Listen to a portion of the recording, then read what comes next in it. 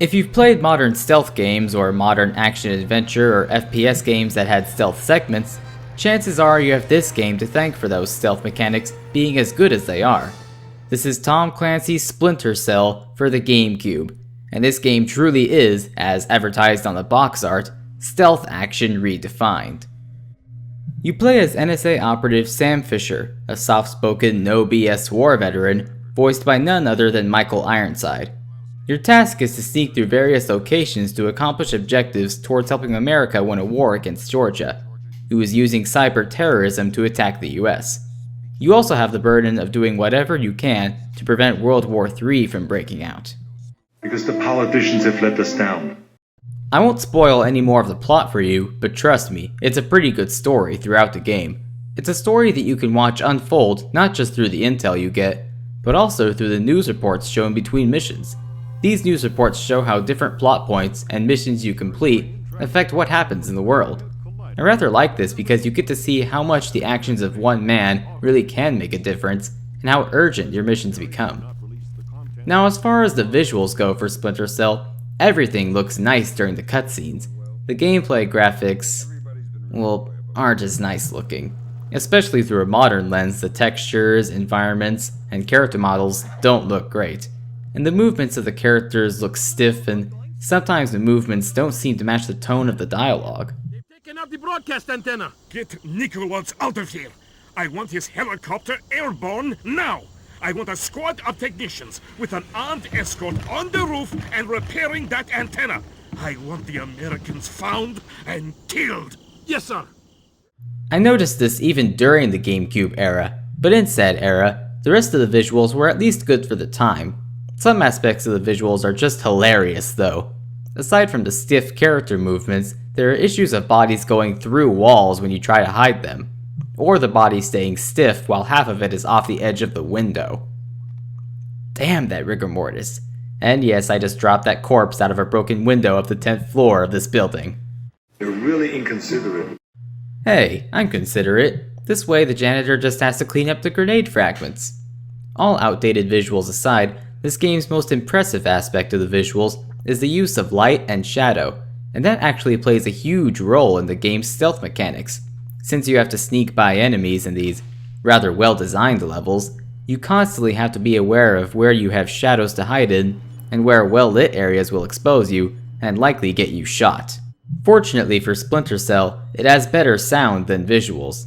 The gunshots sound realistic, and the music is a great mix of spy for when you're sneaking, suspense when a guard knows something's amiss, and action during gunfights. Other sounds add to the environments and make them feel more believable. You hear ambient noise of TVs, radios, phones in office buildings, even the wind blowing at times. But it's the voice acting that gives Splinter Cell's world even more life. The cutscene voice acting is superb, and the conversations you can eavesdrop on throughout the levels make a lot of the characters you take out feel like more than just henchmen with no personalities. They're actually quite funny to listen to as well. God, no! I hate this guy! We'll find somebody else with the land! I'm all there is. How can I help you? I'd like to register a complaint. Then you'll have to ask at the desk to your right. Very well.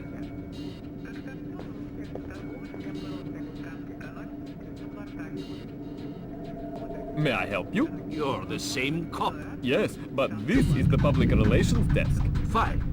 I would like to register a complaint. Of course, sir. If you could just have a seat until somebody's ready to help you. You've got to be kidding me. I could easily have you arrested, sir. Jeez, what an ass. I should shoot him just for that. And although the lip movements can be off at times, the voice acting is also well done when Sam interrogates some poor bastard, with each victim having something different to say.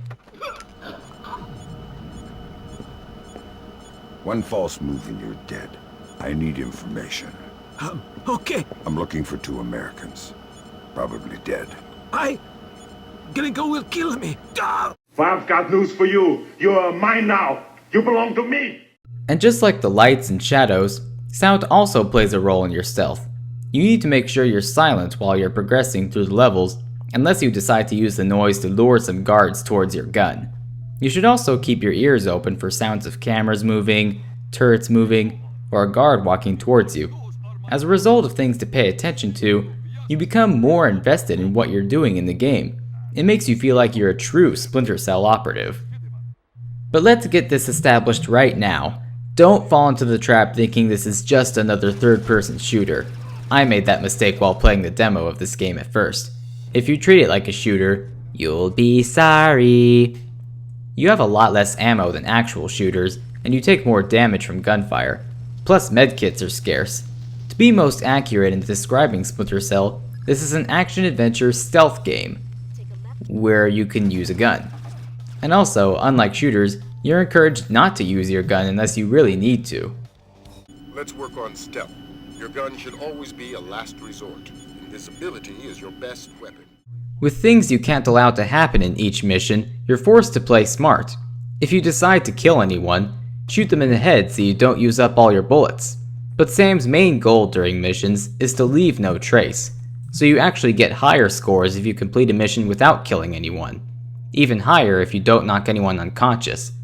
No bodies lying around anywhere, and everyone alive and awake the next day means no one knows you were ever even there. So you may consider shooting lights and cameras out instead of shooting guards. But if you do kill or knock anyone out, like I usually do, make sure to hide the bodies. Or else. Luckily, Sam has some gadgets to help him on the missions. Aside from his night vision goggles, which gets thermal vision in later missions, or his optic cable or laser mic, most of Sam's gadgets can be fired from his primary weapon, the SC-20K. Sticky cameras, smoke grenades, sticky shockers. You're given quite a bit of gadgets you can use to your liking, all to help you accomplish different tasks, usually gathering intel for the NSA, and you'll quickly learn that you have to gather that information by any means necessary. I want to ask you a bunch of questions, and I want to have them answered immediately. As you play through a mission, objectives will change due to what you've accomplished so far. There may be something new to find, or at an entire change of pace, you may have to engage in a gunfight, mainly if you're ordered to kill someone specifically.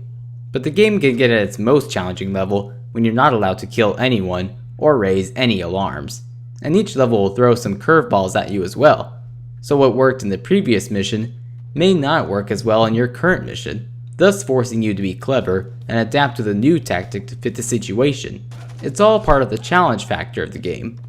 Fortunately, you're given plenty of options on how to play through most of the areas, and then, using a popular action-adventure aspect called exploration, you can get a sense of your environment, develop a strategy, then execute it. Carefully. These options actually give good replay value to Splinter Cell. You get to be creative in how to avoid guards that are in your way, or in how you knock them out of the way. Now, whatever your name is, get ready for the big surprise. It is worth mentioning that there are some problems with hit detection on the guards that can range from annoying to humorous, but overall, this is a great stealth game that gave rise to one of Ubisoft's most famous game franchises. If you like playing games like Assassin's Creed, or you're just looking for a nice break from all the action-heavy shooters like Call of Duty and Medal of Honor, consider buying, or at least renting, the now dirt cheap Tom Clancy's Splinter Cell for the GameCube. And if you think this game is good, the sequel is even better. But I'll save that for another review. What the hell did you find in there, man? Lambert's flipping out big time. What's he saying? That we're going to war.